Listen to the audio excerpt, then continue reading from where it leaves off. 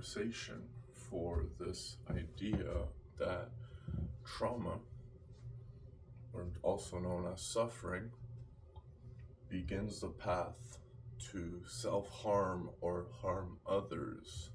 And in order to understand this process, one must realize one particular truth. Are you your past, or are you your present self seeking a betterment towards the future? Because if you're actively engaging in the past, then I would argue that you're degrading yourself back to the past.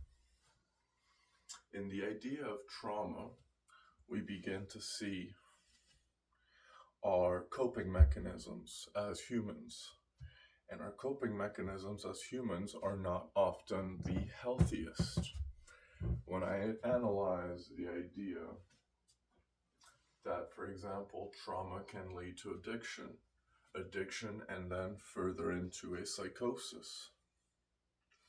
And when you enter the psychotic state, which is the hyper-creative mind, where you are actively creating scenarios within your head,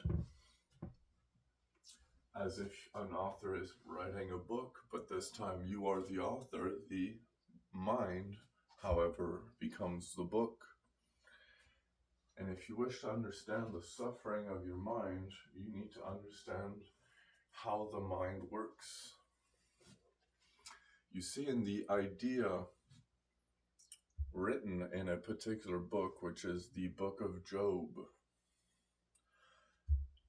Job, in essence, is the suffering story that whether he lost or chose to regain his faith or maintain his faith, he would then choose to believe in God or choose to condemn God. But not to get religious here. In the idea of suffering comes one particular truth. Suffering is another definition for delusion, which we as humans, if I may explain now, we as humans have a tendency to compete in ourselves, which now when we begin to see the competition in suffering, or the competition for suffering in your mind, we begin to see that the self-infliction of pain, of believing in the lies we tell to compete and say, I have been hurt worse. In this notion, we begin to see that in believing our lies, we are actively not only projecting our lies outwards about the suffering, but we're actively placing our suffering outwards, which, what gives us the right? What gives you the right as an individual to place your pain upon somebody else? Other people have their own suffering. Other people deal with their own lives. Why can't you deal with yours? And so in order to understand this, we must dive into the idea of suffering. When you look at the particular statements, I have been hurt worse, or I have been hurt. In the story of Christ, an individual must carry, Christ took the burden of carrying his pain upon himself. He accepted his fate and he stayed true to his fate, which regardless of the punishment, he still picked up that cross and walked with it, even after suffering all the lashes of pain and suffering that which he suffered. Which as an individual now with lashes in your mind, as a psychotic self, as a hyperactive or hyper-creative mind, do you now believe in the mind, or do you believe in the story of your body? Which now we begin to see the downward spiral once again, which is, I remember my life, right? Great. But if you remember your life, why is it that you must place your pain outwards? And let's discuss ideas further in the topic of how to place your pain outwards without having to self-harm or self-harm another. Because actively placing your suffering upon another is an act of self-harming, not just to yourself, but to others. When analyzing people that inflict self-harm upon themselves, whether that be through cutting themselves, which most people of a young age begin cutting themselves when they experience pain. Why is that? Because cutting yourself, if you experience pain that you cannot control, all of a sudden, the idea of a blade cutting your skin causing pain is an act of controlling that stimulus. It's an act of controlling the pain. It's a manifestation of controlling pain, which we do not realize. And now we begin to see the different coping mechanisms that are unhealthy, which when now you look at addiction, it is a form of self-harm, and you're actively harming others, those that care about you, the more you pursue and dive into this addiction, another coping mechanism to trauma. If you wish to understand a healthy coping mechanism, you need to be able to identify between that which is bad and that which is good. And if you can no longer identify that which is bad and that which is good, then you either need to seek within yourself as an individual, you need to seek a truth in yourself, which is, do you believe in the mind or do you choose to believe in that which is real, the physical world? I'm not disclaiming or claiming that the mind is real, because I know very well the mind is real. It is to the degree you choose to believe its reality. Do you believe it's only within yourself, or do you believe it is being projected and externally recepted? Because if you choose to believe it is projected and externally recepted, you are now unstable. And as an unstable individual, you begin the path of delusion, suffering, which the more you choose to believe in your mind, the less you choose to live in your life. And this suffering will cause tremendous self-harm, whether it is through cutting, through addiction, or through suicide even. Or you basically place this not just within yourself, but within others. That is what suicide is. Suicide is taking the pain of the individual and placing it upon those that love you. It is an act of desperation. When an individual has suffered so much, a suicidal state or a suicidal death is the act of seeking to place your internal pain, your mind, your suffering, and placing it upon another. And so, at that point, I would argue you need help. But does that not correlate back to the swings of self-harm? Because for every opposite is an equal and opposite reaction.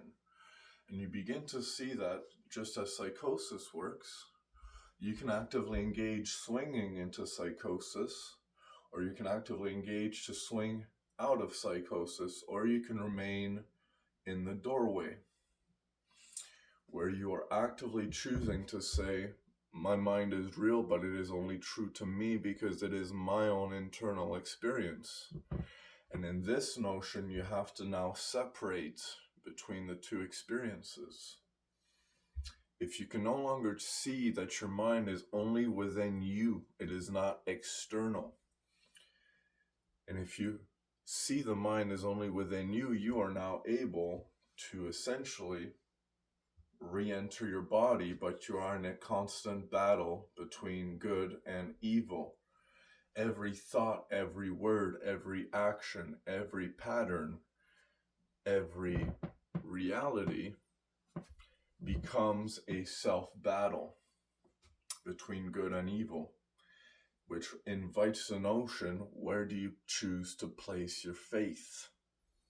Do you choose to place your faith in something that which you can hear, but that which you cannot touch, that which you cannot taste, that which you cannot see, smell, yet you feel the emotional frequency change according to your internal stimulus?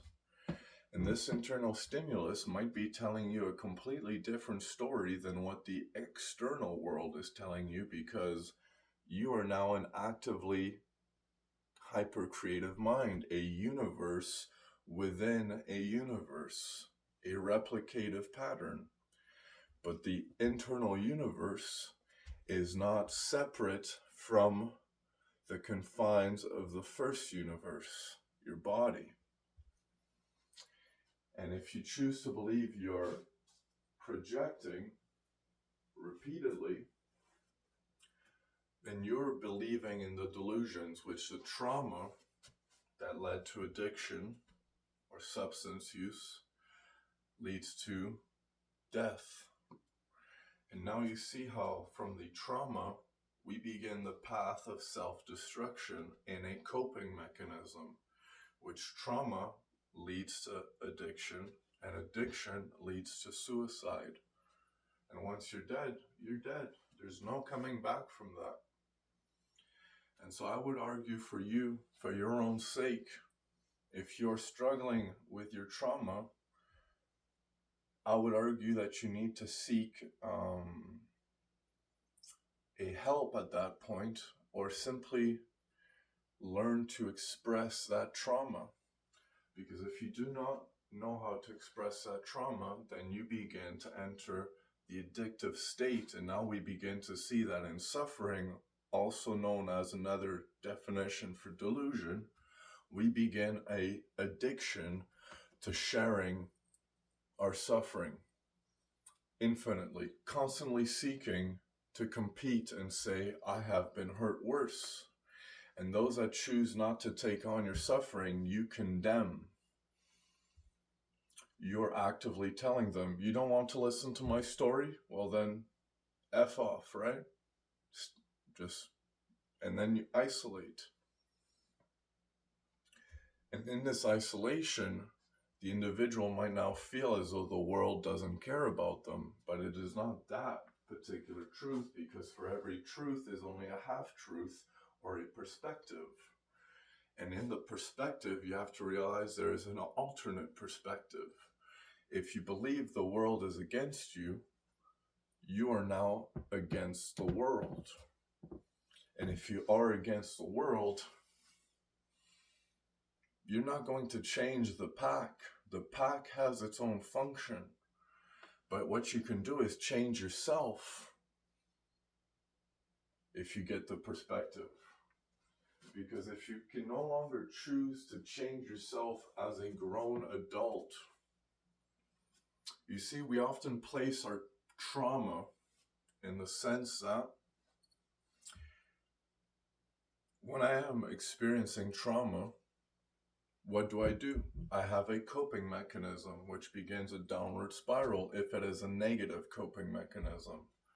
And these coping mechanisms will often relate back to the initial past, the patterns that have made you up to this point, which now invokes the idea, how do you move forward with your burden, with your cross? You've suffered the mental lashings, but how do you actively move forward? Because if you choose to stay in the state of saying, my trauma is everything that I am, or your parents' trauma they caused upon you is everything that you are, you begin to seek placing or not taking responsibility for your own life. The moment I choose to say it is someone else's fault that I am this way, I am actively saying it is another's responsibility. But whose life are you living? Whose life are you trying to get better? Your own. So take responsibility from this point. You have to take responsibility in your life and pick up your cross, which you will basically die with, unless if you learn to self-express it. A Bible of sorts, if you wish, which when you look at the Bible, it is the very first reflective process of work that which was ever written in order to experience or explain the archetypal suffering, that which in the creative mind of the author begins the faith of self-expression, which when I self-express to another, I am actively seeking to place my pain, my suffering, my delusion, and give it to somebody else. Which what gives you the right, unless that individual is a trained professional, such as a psychologist. But even psychologists, we often think of them as people. Do you realize how many patients psychologists see every day? And each of these patients are telling them, I have been hurt, I have been hurt, I have been hurt. And they go in deeper and deeper and deeper detail of this pain. Psychologists themselves are not only dealing with their own internal problems, they're also dealing with yours and the other patients at which they see, which if they are a successful psychologist, guess what? That means they're seeing a lot of patients. And in the idea of a patient, you need to seek patience within yourself.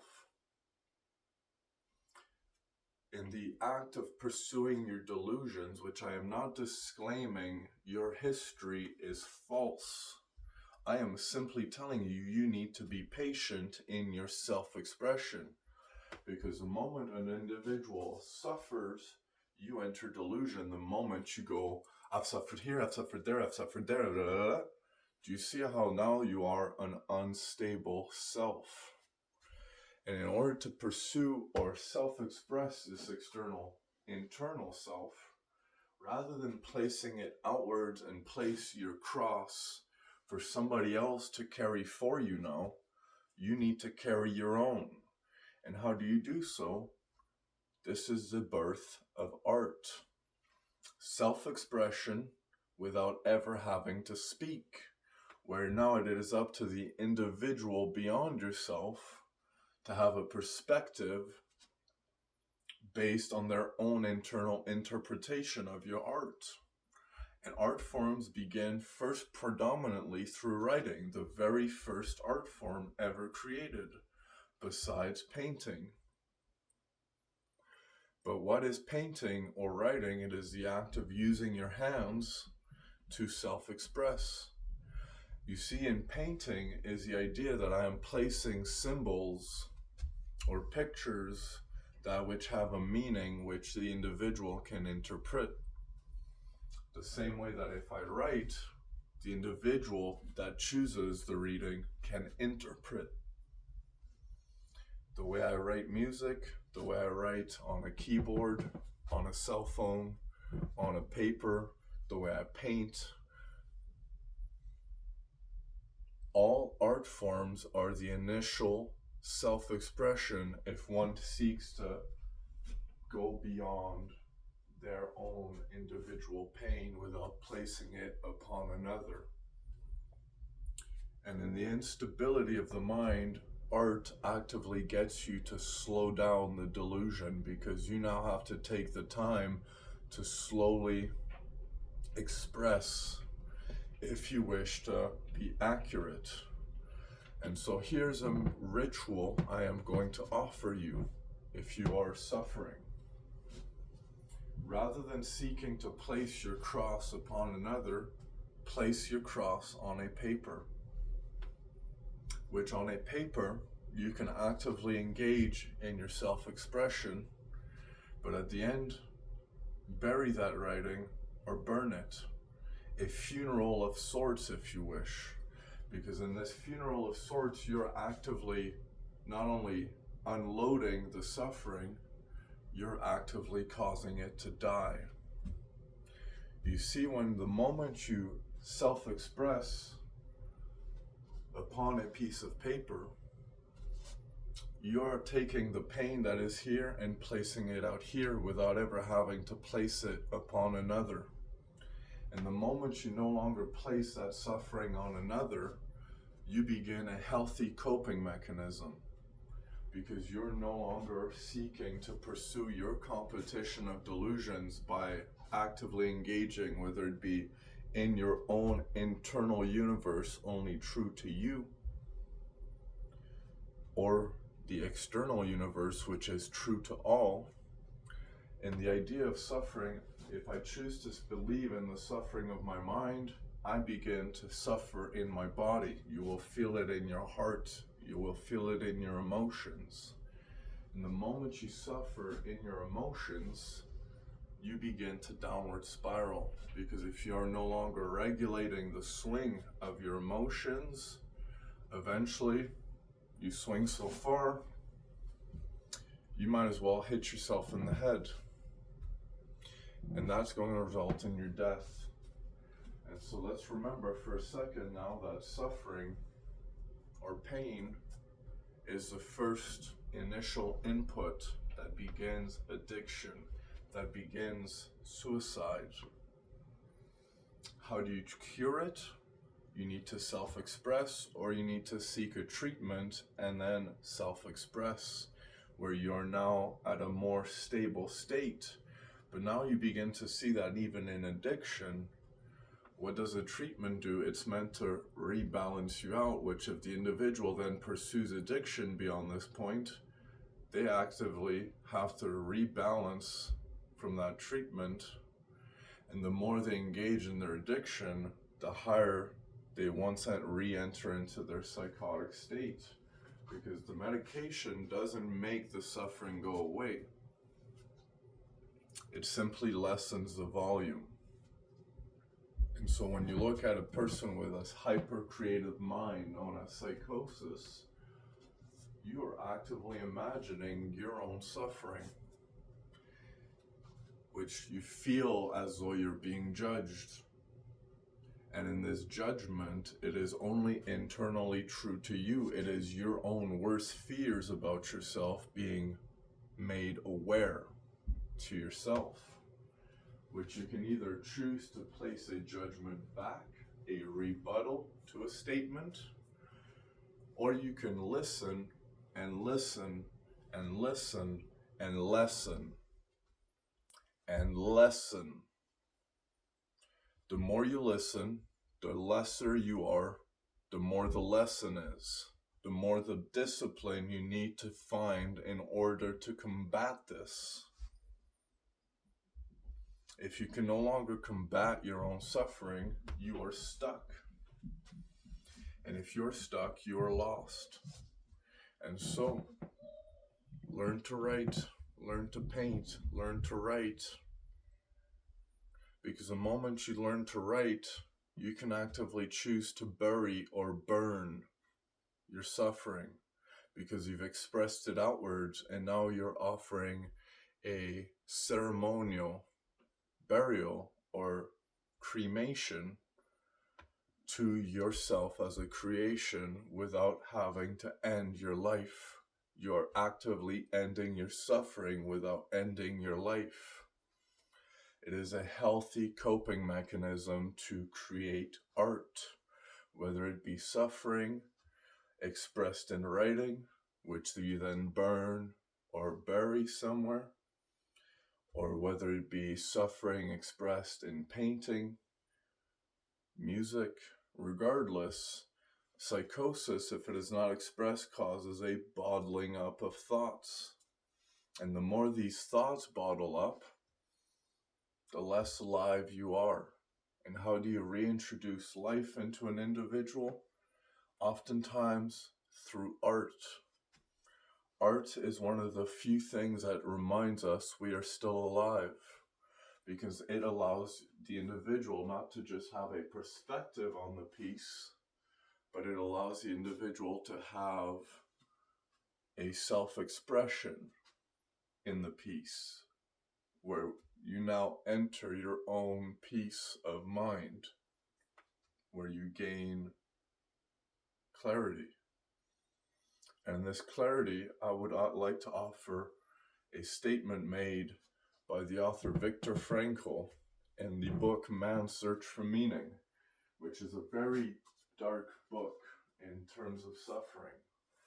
But in his understanding as a psychologist of suffering, he explains that we as humans become accustomed or comfortable, you could say, regardless of the state of our lives. You could be in an extremely well state, you could be in an extremely low state. But the point he makes in the book throughout the idea is that whether you are in an extremely suffering or lack or low place of life, or whether you are in an extremely high place of life, it is easy to become accustomed or comfortable to those living conditions, where now we begin to see the idea of homeless people, which they themselves are people that have suffered and have become comfortable in their low state of life because they're actively saying, I chose trauma, I chose addiction, and now I am choosing to die without taking part of society. And we support these individuals because they are still people. People are people. It's simply the fact that you cannot expect as an individual suffering to place your cross and give it to somebody else. And so that is my personal advice to the individual in what is trauma, the path to self-harm or harming others, which is a fundamental notion behind psychosis.